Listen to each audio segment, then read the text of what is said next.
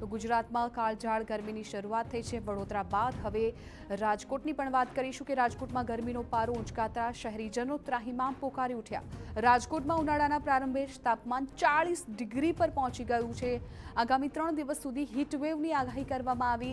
હીટવેવને પગલે yellow alert પણ જાહેર કરવામાં આવ્યું છે।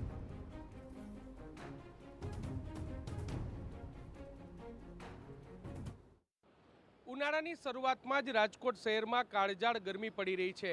જે રીતે હવામાન વિભાગે આગાહી કરી છે કે રાજકોટ શહેરમાં ઉનાળાની શરૂઆતમાં જ હીટવેવ છે તે આવી શકે છે અને તાપમાનનો પારો 40 ડિગ્રી સુધી પહોંચી શકે છે। તેની સીધી જ અસર છે તે અત્યારે રસ્તા પર છે તેના પર પણ જોવા મળી રહી છે। આપ જે પ્રકારે દ્રશ્ય અત્યારે જોઈ રહ્યા છો કે બપોરના 3 વાગ્યાનો સમય છે અને રાજકોટ શહેરમાં વાહનોની પાકી હાજરી છે તે જોવા મળી રહી છે। જો આજના તાપમાનની વાત કરવામાં આવે તો આજના દિવસે મહત્તમ તાપમાન 38 ડિગ્રી જેટલું નોંધાયું છે ને તેની અસર જનજીવન પર પડી રહી છે। લોકો છે તે ઘરની બહાર નીકળી રહ્યા છે ત્યારે ગોગલ્સ ટોપી સાથે ઘરની બહાર છે તે નીકળી રહ્યા છે। ઉનાળાની શરૂઆતમાં જ આ પ્રકારની કાળઝાળ ગરમી હોવાને કારણે આરોગ્ય વિભાગ છે તેમના દ્વારા પણ લોકોને સાવચેત રહેવા માટે જણાવવામાં આવ્યું છે।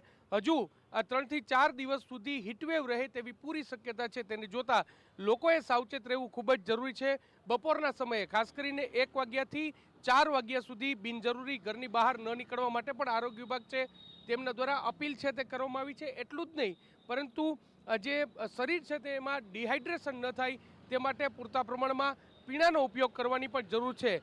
ખાસ કરીને જ્યારે રાજકોટ શહેરમાં શરૂઆતમાં જ આ પ્રકારની કાળઝાળ ગરમી છે તે પડી રહી છે તેના કારણે લોકો છે તે જરૂરથી ત્રાહિમામ છે તે જોવા મળી રહી છે। કારણ કે રાત્રિના સમયે વાતાવરણમાં થોડી ઠંડક જોવા મળે છે અને બપોરના સમયે કાળઝાળ ગરમી પડવાને કારણે મિશ્ર ઋતુનો પણ અનુભવ કરી રહ્યા છે જેના કારણે રોગચાળો વકરે તેવી પણ પૂરી શક્યતા છે તે જોવાઈ રહી છે।